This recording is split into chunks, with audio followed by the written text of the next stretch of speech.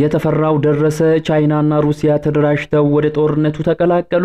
በእስራኤልና ኢራን መካከል እየተቀጣጠለ ባለው ጦርነት ውስጥ ሩሲያ በቀጥታ መግባቷ ተሰምቷል። ሩሲያ በይፋ ከኢራን ጎን ሆና ወደ ጦርነቱ መግባቷን የሚያረጋግጡ መግለጫዎች ከሞስኮ በቀጥታ ተሰጥቷል። የእስራኤልና የኢራን ጦርነት ተባብሶ በቀጠለበት በዚህ ወቅት የሩሲያው ፕሬዝዳንት ቭላዲሚር ፑቲን ከኢራን የውጭ ጉዳይ ሚኒስትር አባስ አራጋቺ ጋር በሞስኮ ተገናኝተው አስደንጋጭ የተባለውን መግለጫ ሰጥተዋል። ቻይና በበኩሏ ወደ ጦርነቱ መግባቷ ተረጋግጧል። የቻይናን መቀላቀል ተከትሎ አሜሪካን ቻይናን መማጸኗ ከፍተኛ መነጋገሪያ ሆኗል። ለመሆኑ ቻይናን አሜሪካ ለምን ተማጸነች የሚለውን በዘገባችን በዝርዝር አካተናል፣ ተሰሙታላችሁ። በሌላ በኩል ተባብሶ በቀጠለው በሁለቱ ሀገራት ጦርነት ዛሬም አዳዲስ ጥቃቶች መፈጸማቸው ተሰምቷል። እስራኤል በ6 የኢራን አየር ማረፊያዎች ላይ በፈጸመችባቸው ጥቃቶች ከ15 በላይ አውሮፕላኖችን ማውደሟን ገልጻለች። በተጨማሪም እስራኤል በፎርዶ የኒኩሌር ማብለያ ጣቢያ ላይ ጥቃት መፈጸሟ ተዘግቧል። ኢራን በበኩሏ በአውዳምነቱ አደገኛ በተባለው ሚሳኤል እስራኤልን ደብድባ በሺዎች የሚቆጠሩ እስራኤላውያንን ያለ መብራት በጨለማ ውስጥ ማድረጓ ተሰምቷል። ከጦርነቱ ጋር ተያይዞ በርካታ አዳዲስ ሰበር መረጃዎች እየወጡ ይገኛሉ። መረጃዎቹን በዝርዝር ወደናንተ የምናደርስ ይሆናል። እንደተለመደው ይህንን ቪዲዮ ላይክ በማድረግ ይጀምሩ። አዲስ ከሆናችሁ ደግሞ ሰብስክራይብ በማድረግ አዳዲስና ወቅታዊ ሰበር መረጃዎችን ከኛ ዘንድ ያገኙ። አሁን በቀጥታ ወደ ዝርዝር መረጃዎቹ ነው የምናመራው።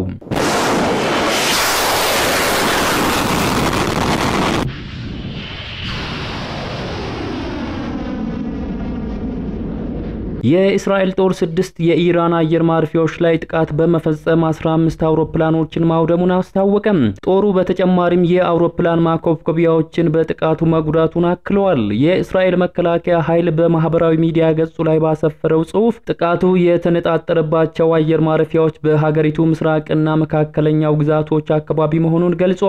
ጦሩ እንደገለጸው በድሮን ጥቃቱ F-15 እና ተዋጊ ጄቶች፣ ነዳጅ መሙያ አውሮፕላኖች እንዲሁም H-1 ኮብራ ሄሊኮፕተርን አውድመዋል ብለዋል።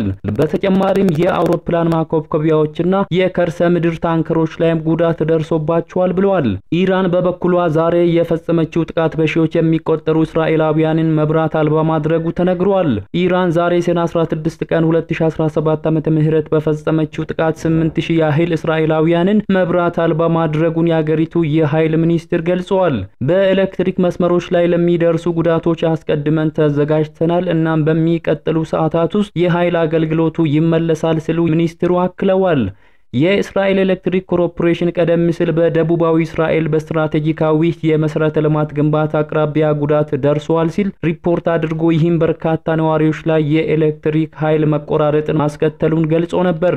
በሌላ መረጃ እስራኤል በፎርዶ የኒኩሌር ማብለያ ጣቢያ ላይ ጥቃት መፈጸሟ ተዘግቧል። እስራኤል ኢራን ካሏት ሁለት ወሳኝ የኒኩሌር ማብለያ ጣቢያዎች መካከል አንዱ የሆነውን የፎርዶ ጣቢያ ላይ ጥቃት መፈጸሟን የሀገር ውስጥ ሚዲያዎች ዘግበዋል።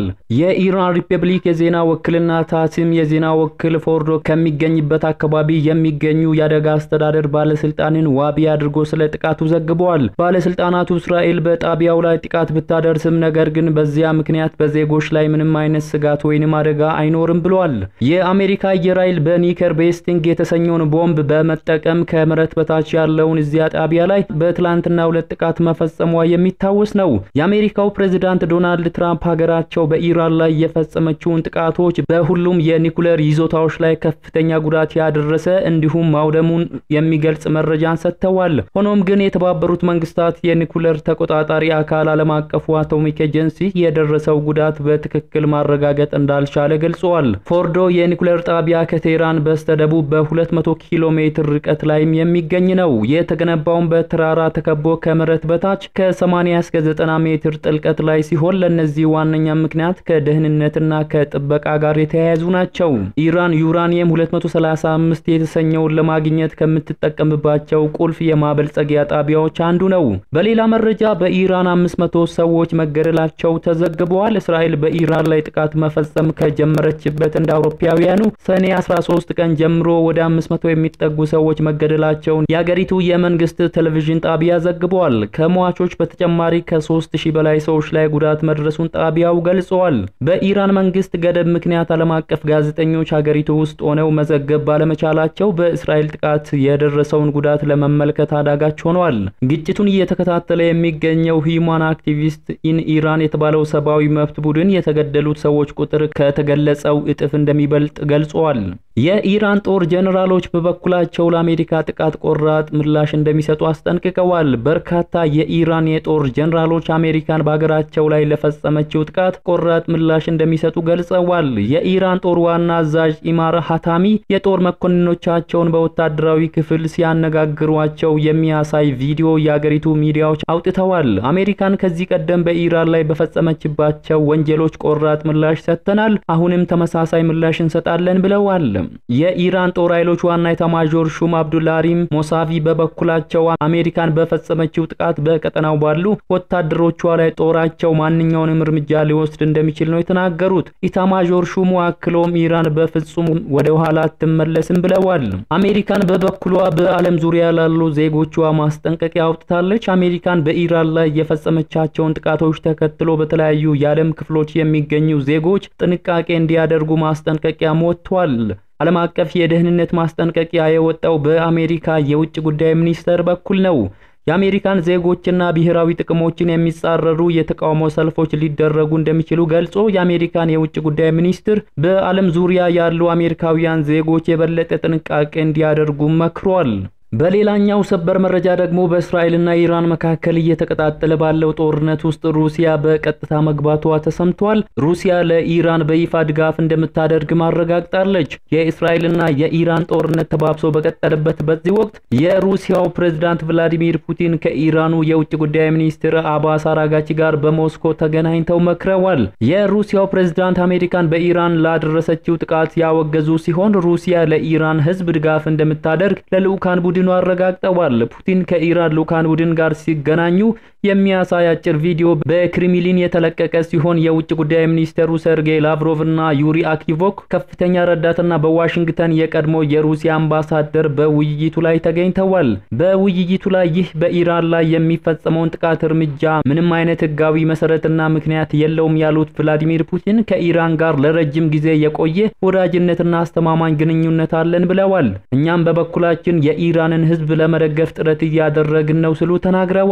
ቭላዲሚር ፑቲን ከአሜሪካን ፕሬዝዳንት ዶናልድ ትራምፕ፣ ከእስራኤል ጠቅላይ ሚኒስትር ቤንያሚን ኔታንያሁ፣ የተባበሩት አረብ ኤሚሬቶች መሐመድ አልናሂን እና የኢራን ፕሬዝዳንት መሱድ ፔዚሽኪያን ጋር የስልክ ውይይቶችን ማድረጋቸው ለኢራኑ የውጭ ጉዳይ ሚኒስትር ተናግረዋል። አራጋቺ በበኩላቸው ቭላዲሚር ፑቲን ላደረጉት ድጋፍ አመስግነው ሩሲያ በታሪክ ትክክለኛ ጎን ላይ ነች ብለዋል። በተጨማሪም በቴህራንና በሞስኮ መካከል ያለው የጠበቀ ግንኙነት በቅርብ ዓመታት ውስጥ ይበልጥ እየተጠናከረ መጥቷል ሲሉ መግለጻቸውን CNN ዘግቧል። ኢራን እንደ አውሮፓውያኑ ዘመን አቆጣጠር በ2022 ሩሲያ ሙሉ ወረራ በዩክሬን ላይ ከከፈተች በኋላ ከሩሲያ ጠንካራ ደጋፊዎች መካከልም አንዷ ሆናለች። በዚህም ኢራን ለአጭር ርቀት ባሊስቲክ ሚሳኤልና በሺዎች የሚቆጠሩ ሻአድ ድሮኖችን ጨምሮ ከባባድ የጦር መሳሪያዎችን ለሩሲያ እየሰጠች ሲሆን በሩሲያ ውስጥ የድሮን ፋብሪካ መገንባቷንም የአሜሪካ ባለስልጣናት ገልጸዋል። ሞስኮ በበኩሏ ከእስራኤል ጋር በነበረችበት ግጭትና ከአሜሪካ ጥቃት በኋላ ከኢራን ጎን ቆማለች። የኢራኑ የውጭ ጉዳይ ሚኒስትር አባስ አራጋቺ ከኒኩሌር መርሃ ግብር ጋር በተያያዘ ሩሲያ አጋራችን ነበረች፣ እኛን ረድታናለች ያሉ ሲሆን በተጨማሪም ሩሲያ በኒኩሌር ንግግሮች ላይ ተገኝታለች እናም ትልቅ ሚና መጫወቷን በውይይቱ ወቅት ተናግረዋል። ሩሲያ በደቡባዊ ኢራን የሚገኘውንና የአገሪቱን ብቸኛ የኒኩሌር ኃይል ማመንጫ ጣቢያ የሆነውን የቡሼር ኃይል ማመንጫ ጣቢያንም ገንብታ እየሰራች መሆኑ ተነግሯል። ቭላዲሚር ፑቲን ባሳለፍነው ሳምንት ወደ 200 የሚጠጉ የሩሲያ ባለሙያዎችን በተቋሙ ውስጥ እንደሚገኙ የገለጹ ሲሆን በመስማማቱ አመስግነዋል። በሌላ መረጃ በመካከለኛው ምስራቅ እየተባባሰ ከመጣው ጦርነት ጋር በተገናኘ አሜሪካ ቻይናን መማጸኗ ተሰምቷል። ኢራን ወሳኝ የሆነውን የነዳጅ መተላለፊያ መስመር እንዳትዘጋ ተጽዕኖ ለመፍጠር አሜሪካ ለቻይና ተማጽኖ ማቅረቧ ተዘግቧል። ኢራን የዓለማችን 1/5ኛው የድፍድፍ የነዳጅ ዘይት መተላለፊያ የሆነውን የሆርሙዝ ሰርጥን እንዳትዘጋ ተጽዕኖ ለመፍጠር የአሜሪካን የውጭ ጉዳይ ሚኒስትር ማርኮ ሩቢዮ ለቻይና ጥሪ አቅርበዋል። አሜሪካ በኢራን ላይ የፈጸመቻቸውን ጥቃቶች ተከትሎ በኢራንና በኦማን መካከል የሚገኘውን የሆርሙዝ ሰርጥ እንዲዘጋ የሀገሪቱ ፓርላማ መወሰኑን የኢራን መንግስት ሚዲያዎችም ዘግበዋል። የቻይና መንግስት በዚህ ጉዳይ ላይ ተጽዕኖ እንዲያደርግም እናበረታታለን ሲል ነው የአሜሪካን የውጭ ጉዳይ ሚኒስትር የገለጸው። የተወደዳችሁ የሚዲያችን ቤተሰቦች ለሰዓቱ የያዝናቸው አዳዲስ መረጃዎች የተከታተላችሁትን ይመስሉ ነበር። ከሰዓታት በኋላ በሌሎች አዳዲስ መረጃዎች ዳግም እስከምንገናኝ በያላችሁበት የዓለም ዳርቻ መልካሙን ሁሉ ተመኘን።